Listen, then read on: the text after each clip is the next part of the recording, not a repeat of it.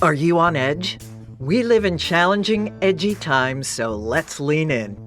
I'm Sandra Bargman, the host of the Edge of Everyday podcast, which drops bi-monthly on all your favorite podcast platforms. Tune in live with me and my friends and colleagues as we share stories and tough talk about pushing boundaries and exploring our rough edges. Real talk with real people that sparks provocative invitations to leap out of what's safe. Sandra Bargman, on the Edge of Every Day. Thanks for listening.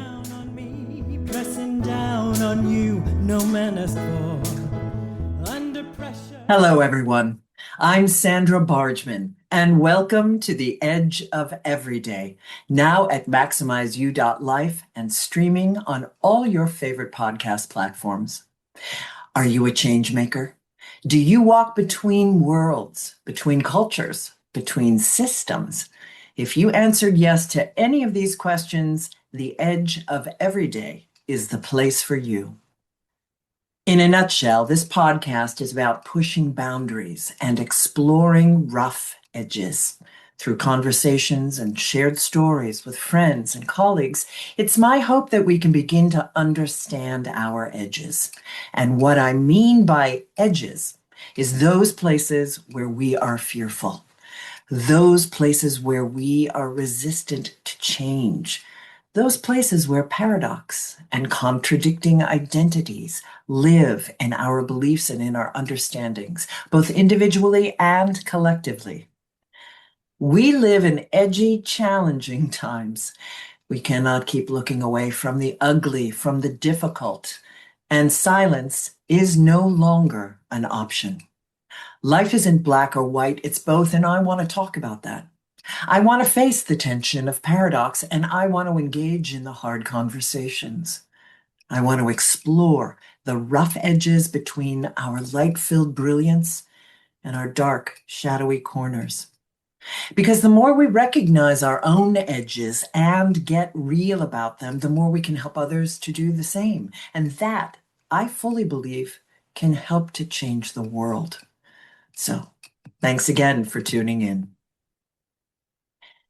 Today, we are live in the Hive with our special guest, actor, activist, and playwright, Joanna Rush. Joanna and I share similar experiences in our career trajectories. Our first chapter was spent performing. In our second chapter, we added becoming a seminary trained and ordained interfaith minister.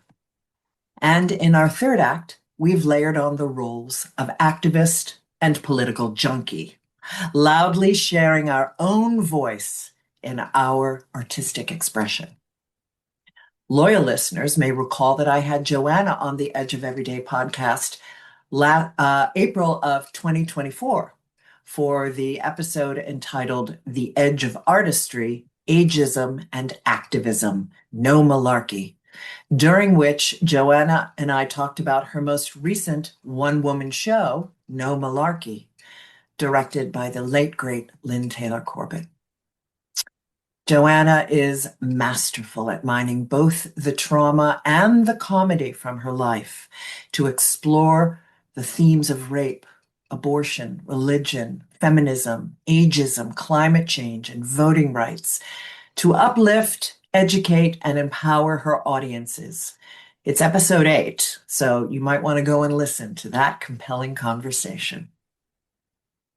Joanna gloriously performed No Malarkey in my performance and salon space right here in the Catskill Mountains last summer. And I am grateful for our deepening friendship. In a recent phone conversation, we decided we needed to hold a series of conversations around the topic of how artists serve in challenging times, as in the very challenging times in which we find ourselves today. What is the role of the artist and the need for the arts in the rise of fascism?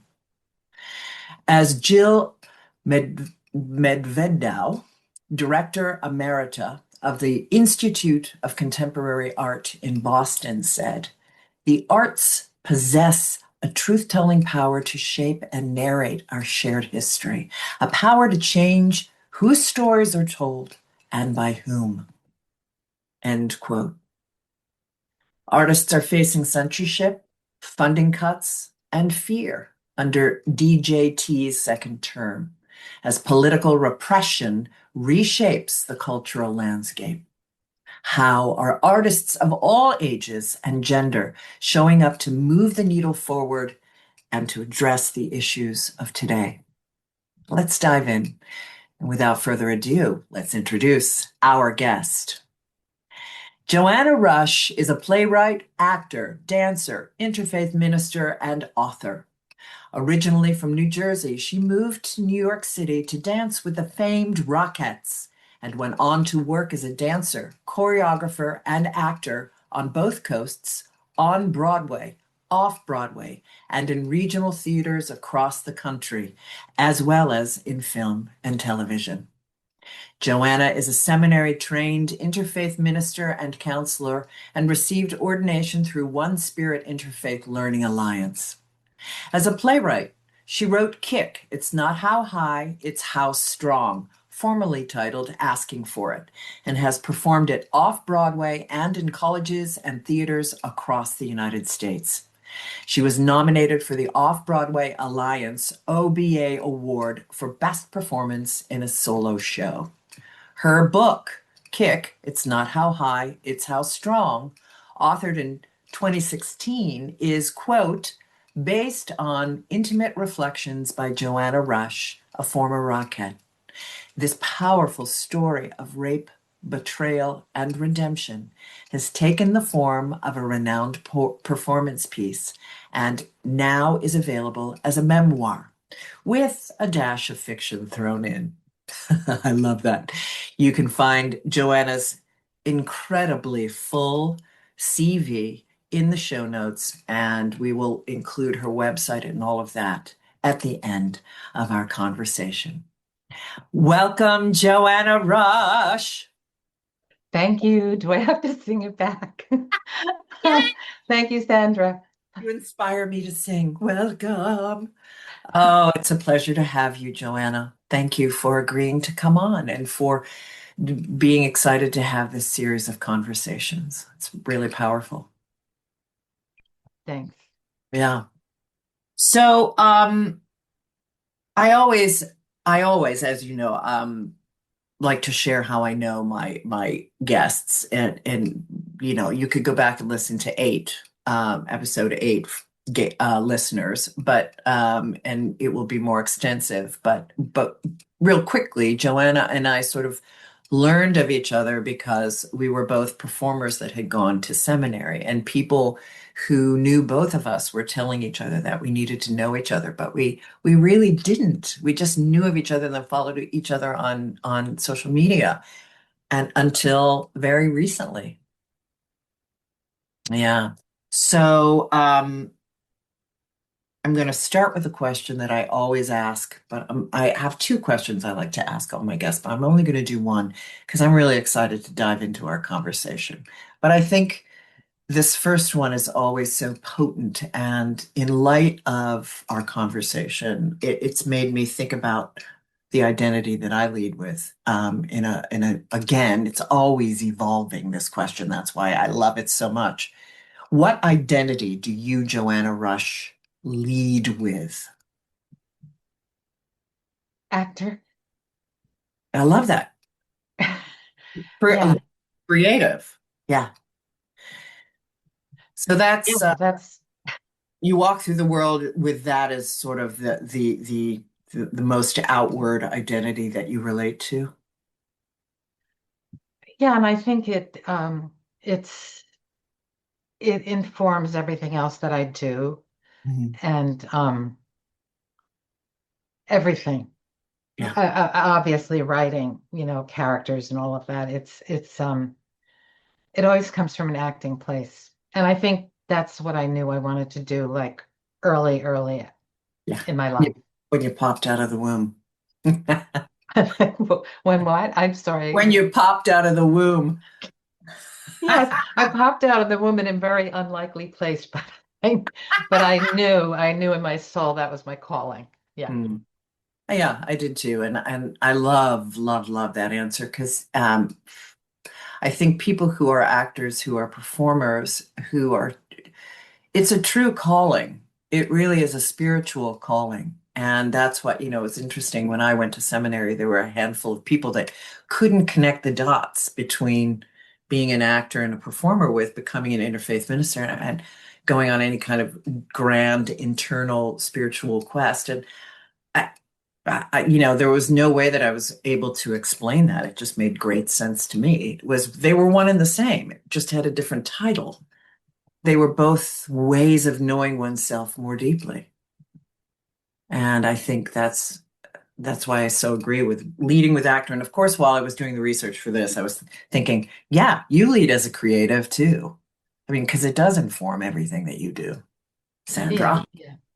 Yeah, I love that. So I want to create sort of a bridge between our last conversation, in which you were talking about no malarkey, and you were having all kinds of glorious success with it, and updating it, and then getting ready for the election, and then bam, Joe passes off the baton. So can you pick up the story? How did that move? What was that like? And then, then the election went the way it did.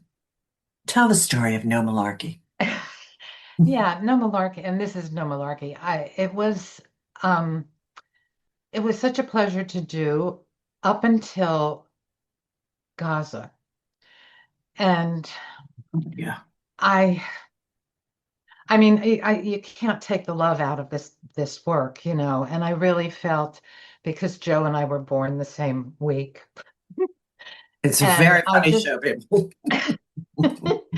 and I felt it, and also he was raised Catholic, and he was like all the guys I grew up with, and I felt an affinity towards him.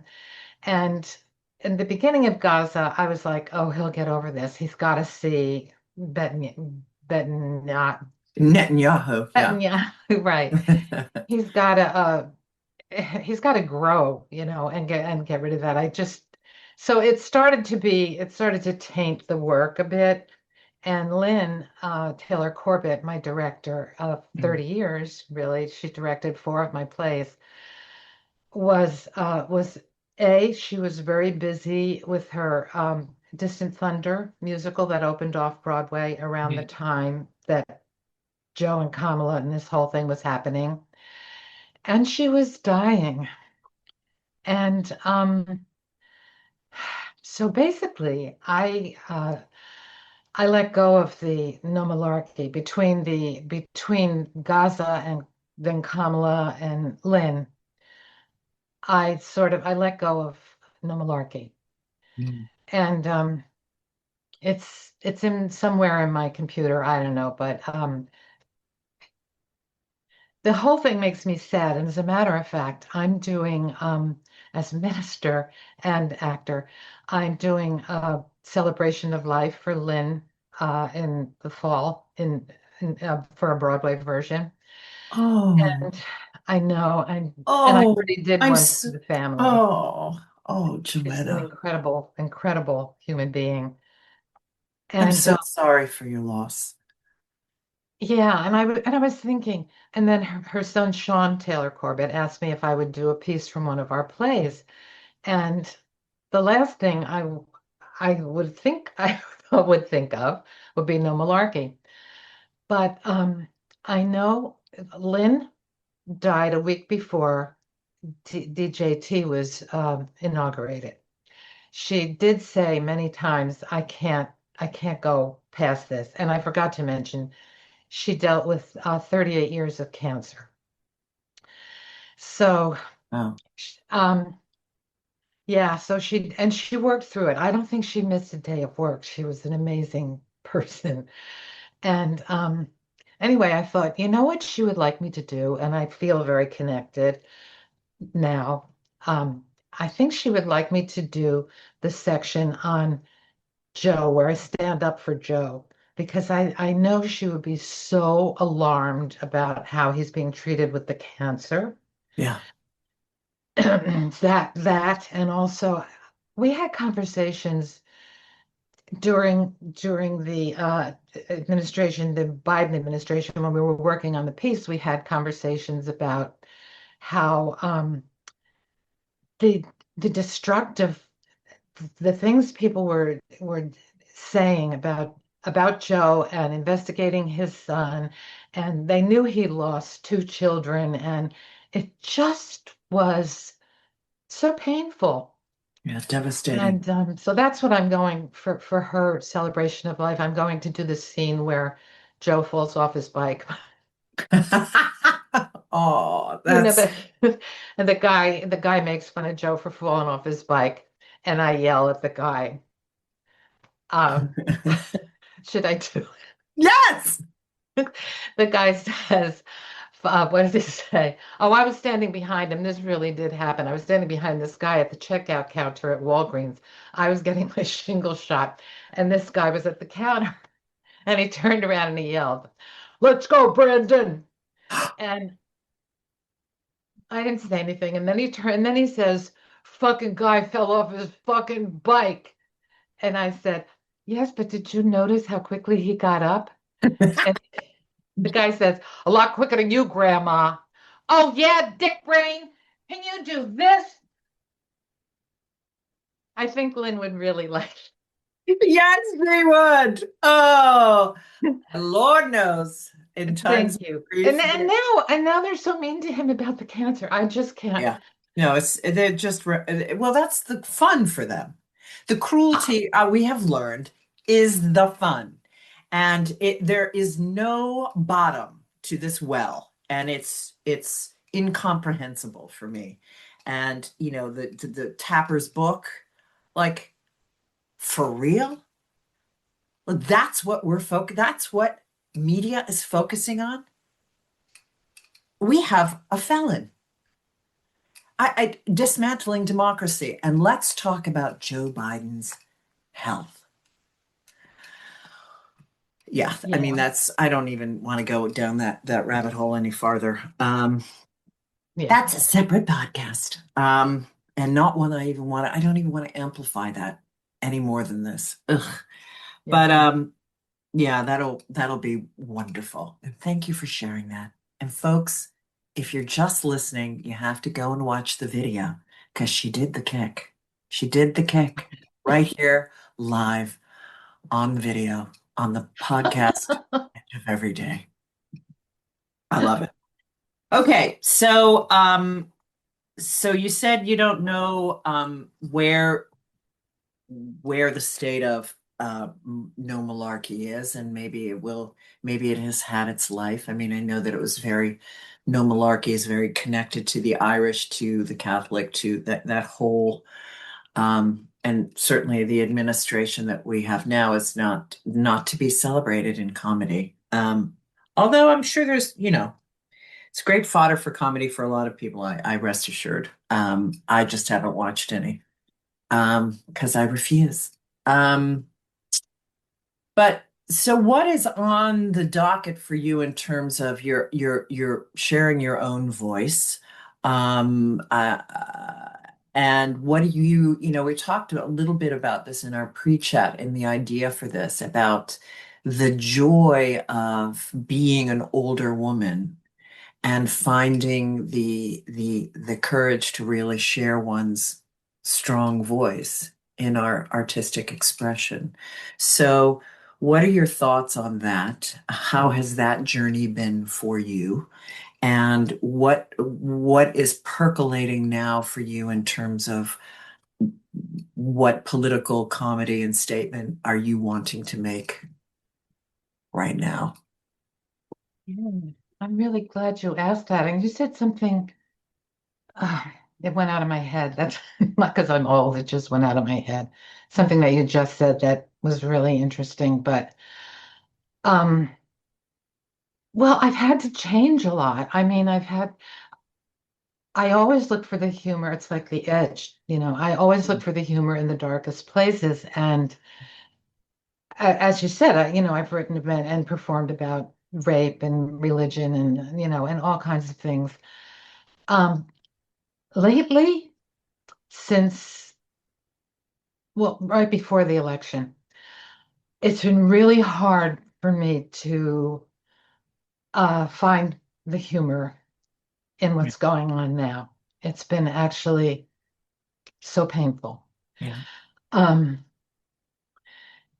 as a matter of fact, well, I did, excuse me, I did two readings for Writers for Democratic Action of Sinclair Lewis's Pulitzer Prize winning play from the 30s Yes. called It Can't Happen Here.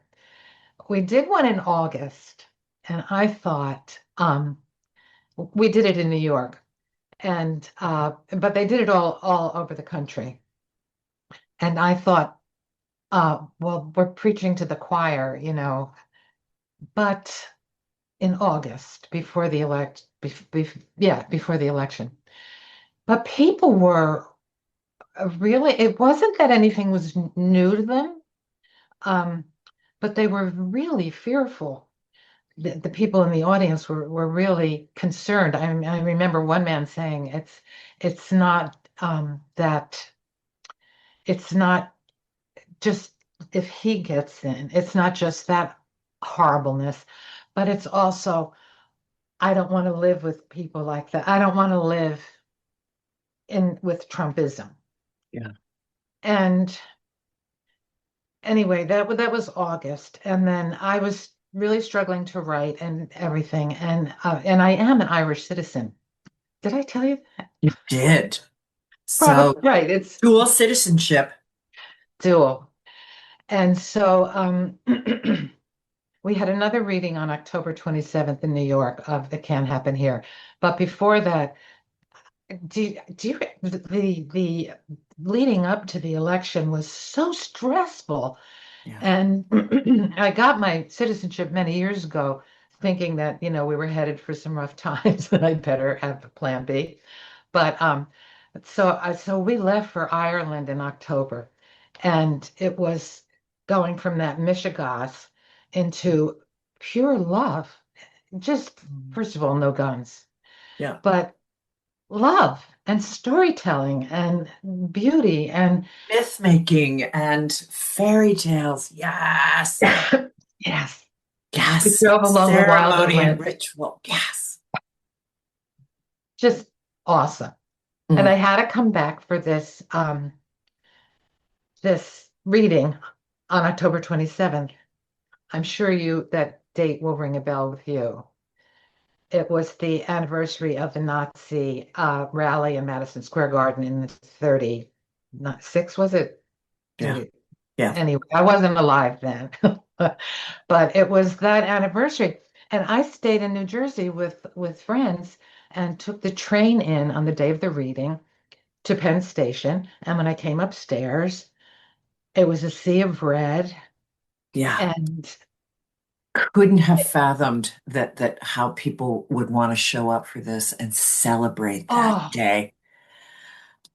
oh, it was, Just and devastating. then the cheap, chintzy stands hawking all the crappy souvenirs or whatever it is they buy. Yeah. And so walking out onto 8th Avenue, my first thought was, oh my God, my city, oh my God. And and then as I made my way uptown, what was really the most horrifying were how many children were with them. As if they were going to a basketball game. Right. All these kids and all everybody in like this kind of mood, like a game. Jesus. So anyway, I went and I did the reading, and then I wanted to get, and then I was going to Connecticut. I'm always on the road. I was going from the reading to Connecticut to pick up my car. And I wanted to get to Grand Central Station before the crowd let out at Penn Station. And because anyway, I didn't make it by the time I got to Grand Central, they were starting to filter in all these young men in the whole red outfit with the red thing. Yeah, the red cap, make America And the great train was hat full of it. cap. Wow. Yeah. and there was a young black woman sitting across from me, and we were the only two in the car in that car. Well, the car was all it was the Connecticut kind of the upscale Trumpists, Right. and The and ones she who are was just in it for financial reasons, right? exactly. I don't care who gets trampled. I just want my tax breaks. Come on. Yeah. Anyway, So don't she go and I were don't go low. communicating. Oops, too late. We were communicating with our eyes, and Ugh. we were clearly saying, "I've got your back. I've got your back." And she got up in Stanford. But anyway, that was such a nightmare after, spending the month in Ireland. And then we went back to Ireland because we could not be here for the inauguration, for the Yeah, coronation or whatever the hell. yeah. And Lynn, and then I had a friend on the West Coast really ill, and Lynn on the East Coast, and Lynn checked out the week before. Yeah. She Yeah, said, "No, I'm not sticking around for this shit show." yeah. Yeah, it's well, and you and I have spoken. I'm not sure where you are today in terms of moving. Um, I have friends who are going. I have some friends who are gone. I have some friends in the process of buying. Some friends contemplating it. My husband and I, we have not felt the call to move. And I don't know that it's fueled by any desire to stay here and resist, although that's what I will be doing.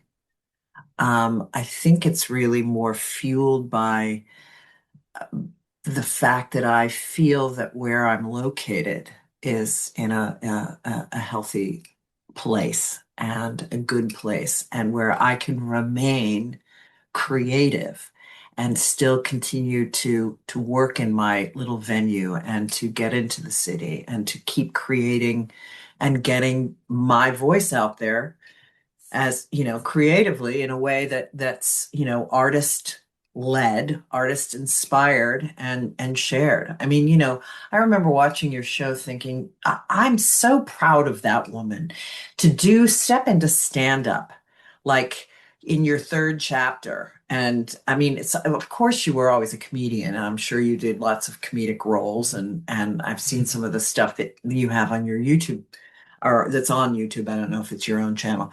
But to stand up freaking comedy, like, you know what? I'm in my third chapter. I'm Sandra. You're too long of tooth probably for most of the roles you have yet to play that you want to.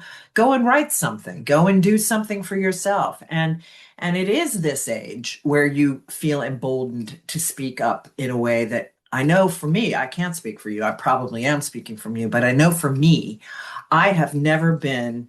I mean, I am scary vocal about the patriarchy, and God bless my husband. Goddess bless my husband. He's like, "Whew, yes, I know, but you've been in charge for long enough, you people. It's the, it's the tides. The change is coming. Tides are turning. Rains are being taken over. Get used to it." No, seriously, no. I mean, but it has crossed my mind being inspired by you to really do actual stand-up comedy, and maybe do it, not necessarily focus on my sadness around democracy, but really do it around the fall of patriarchy. Because in all honesty, that's the overarching umbrella. All this other stuff, democracy or the fall of it, authoritarianism, the war machine, predatory capitalism, that's all, thank you, patriarchy. And that's what needs to come down. But anyway, I digress. I want to focus on you. Well, no, not really. That wasn't to digress. But I want to focus on, so yeah, I know that you're doing you're doing TikTok. I love this. You're starting to do comedy on TikTok. I'm like, yeah, go, Grandma. I want to do it too. a second grandma on TikTok. I'm like, yeah. How has that been for you? Oh my God. I love it now. Well, and I don't know what'll happen tomorrow, but it was so hard, so far removed from, I don't know how my brain really got any of it, but my nephew works for TikTok, and Oh he's my. so lovely, and he tried to teach me. He's in California. Well, now he's in China, but he's wherever he is. He coached me for as much coaching as I wanted, and I still can't tell like all those little things, and I can't tell followers and likers and all this stuff. I have no idea, but so I because I couldn't come up with a play. I mean, because I'm too distracted with everything else, Yeah. and I just try and keep my sanity. Um, I decided that, well, I didn't decide. My friend Walter Willison, who is he really is Your directing this. stage husband. My my work husband, right? He is directing this. It's called TikTok monologues. And I don't know if they're going to string Yes. together because I have a booking, so I have to do it. I don't know how they're going to come together, but after we finish this, I'm going to get right on that. Um, but I Love this. love TikTok. It's not only I love my experience of doing TikTok, but people telling their stories are so moving, Yeah, right? it is. It's funny.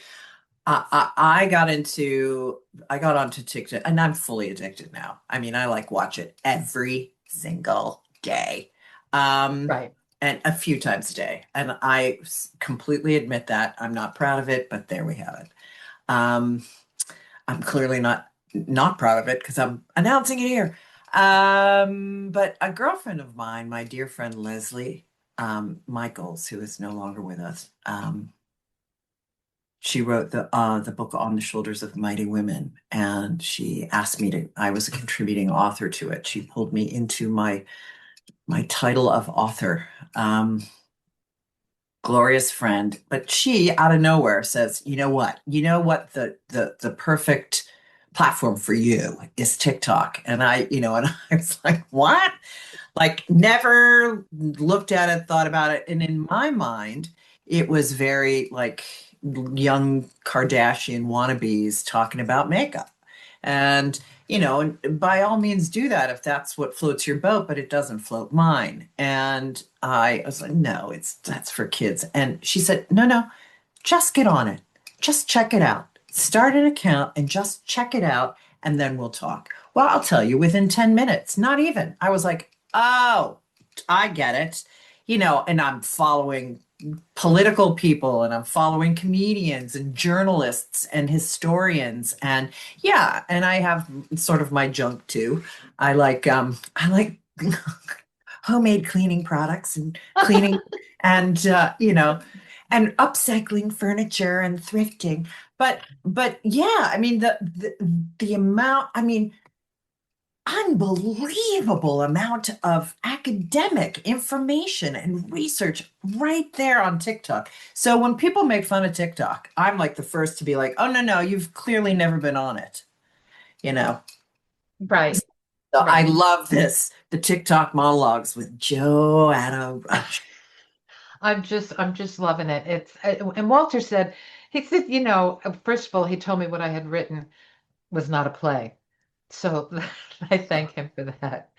But before that, he was saying, you write a play and then you have all this, and you're alone and you write the play, and then you have all this effort that to put into getting an audience. He said, now you have to get an audience, get a following, get people to know you.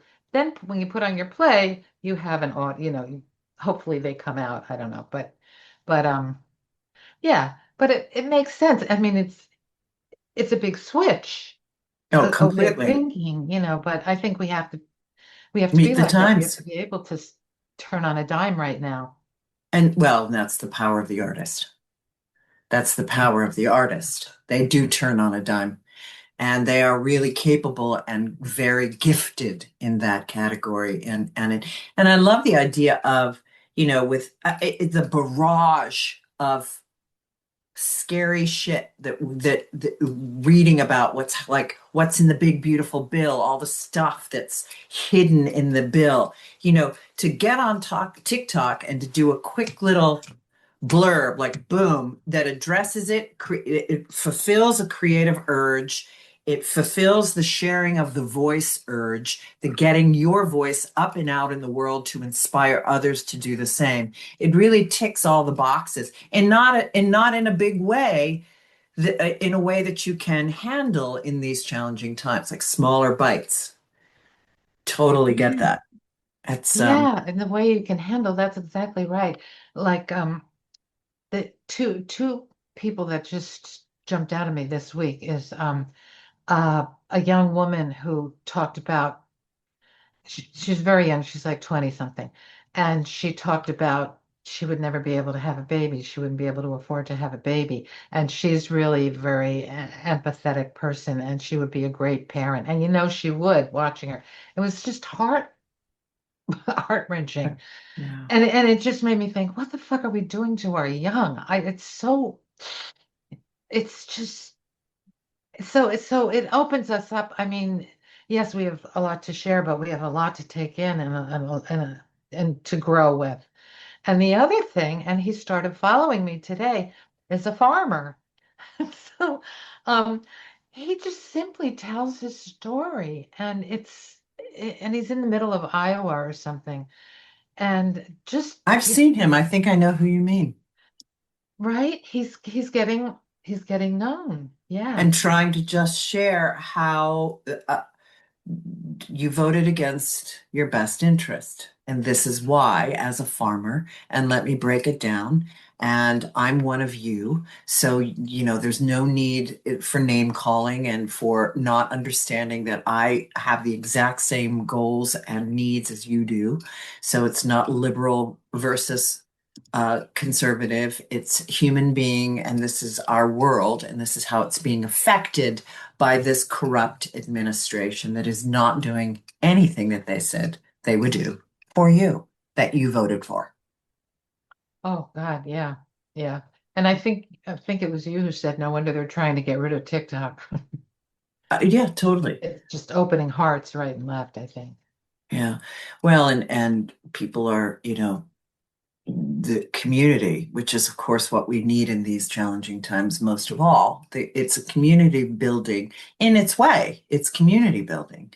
And like we've already said, both you and I, it's dissemination of information. What I have learned on TikTok is immeasurable about politics, about history, about DEI, about white supremacy, all of it.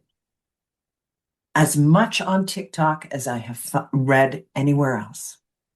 The people that I've been able to find and to follow and to listen to and to hear recommendations of books and this and then videos, it's been extraordinary.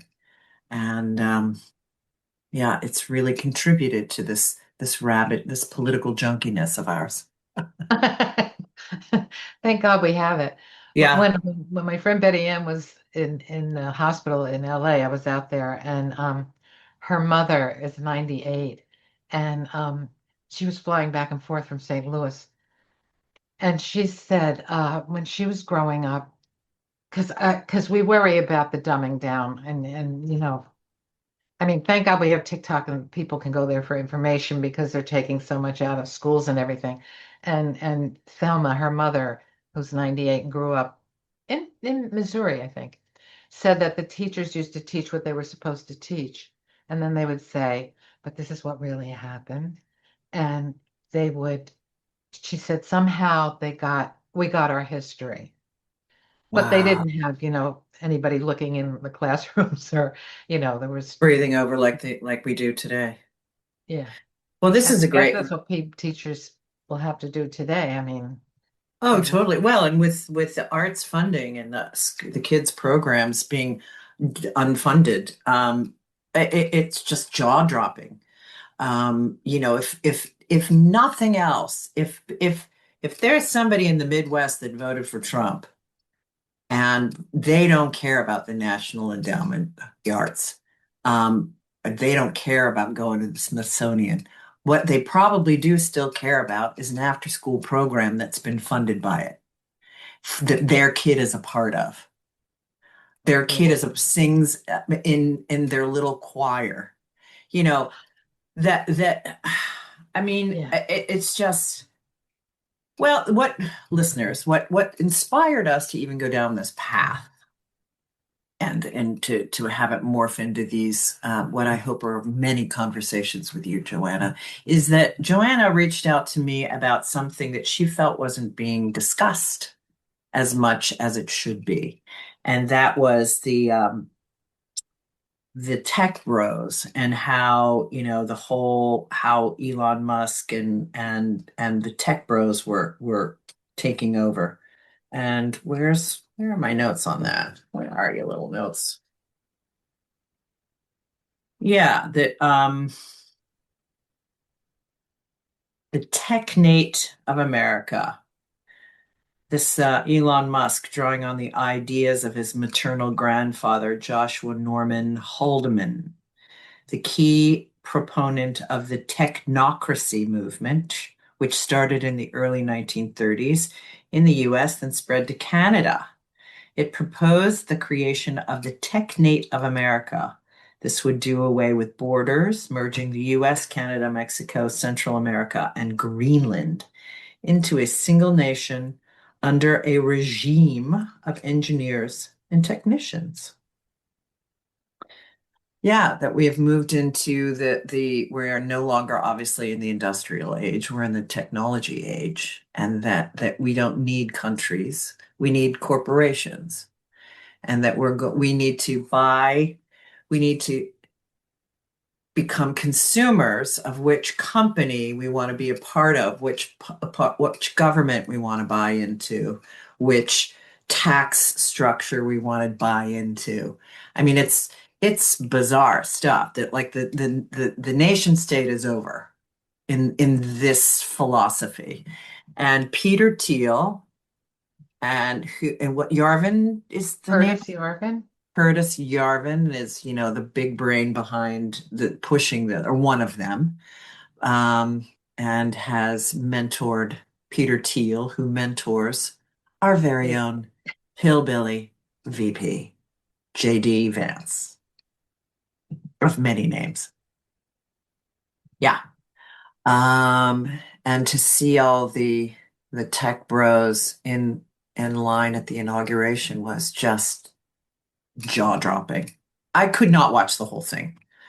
As an American, I felt I had to watch, but I of course couldn't deal with it, and I turned it off. But I did watch for a second, more than a second. But yeah, and the concern that people weren't talking about that, and how can I mean, is this something that you feel like you can do on your TikTok? I mean, I think that the fear now is that if there's anything out there that Meta gets a whiff of that's anti-Trump, anti-tech bros, I mean, the AI that's culling and curating and pulling out all of these comments and likes and people who are resisting is bizarre and creepy and quite frankly scary. Like the capability of sussing out who's resisting is really throwing people into enormous dysregulation and anxiety and fear. And I just found I'm going to plant another seed before I just found the name of in today's research, Artistic Freedom Initiative. Artistic Freedom Initiative. It's artisticfreedominitiative.org, and it is led by immigration and human rights attorneys. AFI facilitates pro bono immigration representation and resettlement assistance for international artists at risk. Is this not Oh, phenomenal? Yeah. Dedicated to safeguarding the right to artistic freedom, AFI was founded on the notion that artists are uniquely situated to positively and powerfully affect change, provided their voices can be heard. As artists are increasingly censored, imprisoned, restricted from moving freely across borders, tortured, or even killed, it's more critical than ever that we safeguard the right to artistic freedom and zealously champion the courageous artists who exercise it. Wow. AFI, right? Yeah. Artistic Freedom Initiative.org. And of course, people listening, that'll be in the show notes. Oh, right, right, right.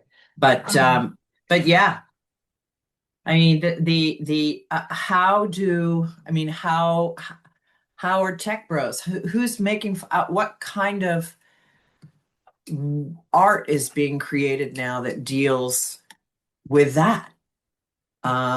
What artists? I mean, the art only artists that I'm deeply familiar with who are speaking up right at the moment are not uh, attacking anything in particular other than Trump himself. Like Bruce Springsteen or Taylor Swift or Neil Young, but just the corruption in general of just the moment to moment corruption and grifting of this entire yeah. Um, administration. But I mean, in terms of writing plays and in terms of, I think people are resurrecting like the reading that you just did. I think people are resurrecting maybe some older pieces that resonate.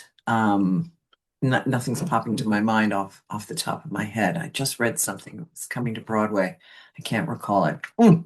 Second we hang up with each other, I'll probably remember it.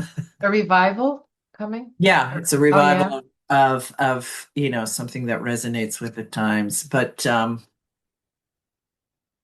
yes, but new work, new voices, new artistic stories being told that really push up and resist against what's going on right now. Um, Right. and I'm Um, I'm I'm a little shocked at how it feels as though the Democratic Party in general, and like my husband who was in the city the other day, and he's like, I went by Trump's building, his big building there in Midtown, and he said no one was in front of it. There was no signs, no nothing. No one was protesting, like not a oh, soul. really? Just international people taking pictures of it. And I thought, have we given into obedience that much? I mean, I don't have that sense, but I could be very wrong. Well, yeah, I think I mentioned to you the documentary that I saw about the 60s. It was called Far Out, and these hippies that, just people like us, but hippies, um, Of moved their from the time. city where they were Vietnam protesters, and they moved up to the country and they worked the land and everything. But they were the start of the nuclear um, putting the my language putting the kibosh on the nuclear reactor that was supposed to go in New Hampshire. It Right. started there, and then that group of people managed to attract some musicians, Mhm. and they did a concert in Battery Park City with 20,000 people. Wow. And that's if Bruce Springsteen and Taylor Swift would get together for June 14th, that would 10th, be it would be something. off the charts. And with And Neil Bono Young. and others, Yeah. Yeah. um, it's going to take something huge like that. There was one quote that I saw that was like something about, oh, this was um this was every authoritarian who successfully destroyed judicial independence did so because civil society failed to unite in time. Yeah. This is from Adam Bonica, a Can you read that again? political. And then he said the key difference, whether people mobilized. Can you So, read that one more time? the, yeah, he said, every authoritarian who successfully destroyed judicial independence did so because civil society failed to unite in time. Then he said the key difference, whether people mobilized. Yeah, that was in Heather Cox Richardson's Right. letters from an American yesterday. But Yeah, which I read pretty religiously in the morning, first thing in the morning. That's a great way to wake up. yeah, she's a good she's a good early morning read, and I Yeah, even okay. like the days that she takes off. Yeah. Yes. Like, oh, can I take off too? Okay. Yeah, okay. Yeah. Just It's some funny light because reading. I don't know how you well, like starting out as actors, I mean, it's so much about work. Well, it's about the work, of course, but it's also about work and success and getting a series and doing this and doing that. And now it's of course that, but I mean, it's such a bigger Yeah. stage that we're called to work on, Well, that gives me a great seg to read this quote that I have here and to bring today's conversation to a conclusion. It is by no means the end of our conversation, listeners. I have thoroughly enjoyed beginning to go down this rabbit hole with you, Joanna, and I'm looking forward to many more on the Edge of Everyday podcast with our special series about how artists serve in times of challenge. How are we able to move the needle forward for the change we need to see? What is our contribution?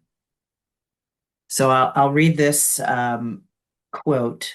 Theater is the confluence of personal grief, public debate, and historical moment. This statement has stayed with me, perhaps because it encapsulates the profound impact theater can have as a catalyst for political reflection and change. Theater is the confluence of personal grief, public debate, and historical moment. wow. Much to think about, much more to talk about. Joanna Rush, I thank you so, so much for being on the Edge of Everyday podcast. I can see you have one more thing you want to leave with our listeners before we conclude. Yeah, get out there. Let's see each other out there. Yeah, let's just Big group exactly hug. get out there. Big group hug, We can support. do this. We can do this. We have We it. have to do this. We have to, but it takes action. It takes action, and we have grown fat and bubbled here in the United States. And I can attest to that. I've been in a New York City bubble. I had no idea until 2015 how where we were. So, Yeah. we can all wake up. We can all admit that every single one of us has contributed to this in our own way and begin to take steps to educate ourselves, to wake ourselves up, to put our voice out in the world, no matter how big or small, and to share with others. And that is the charge Hmm. of this series. So, well, it's a charge period here in the United States. Well, Yeah. it's also global, It's global. Yeah, it's we're global. not alone here. Well, on that note, I thank you, Joanna. You can find Joanna at joannarush.com. Yeah. And all of her links are going to be in the show notes. And again, anything that we discussed um, in our conversation today will also be in the show notes. And stay tuned for our next conversation between Joanna and I about how artists serve in challenging times. Thanks everyone for listening. Remember, you are always at the edge of the miraculous. Until we speak again, take good care. Pressing down on you, no man has fallen.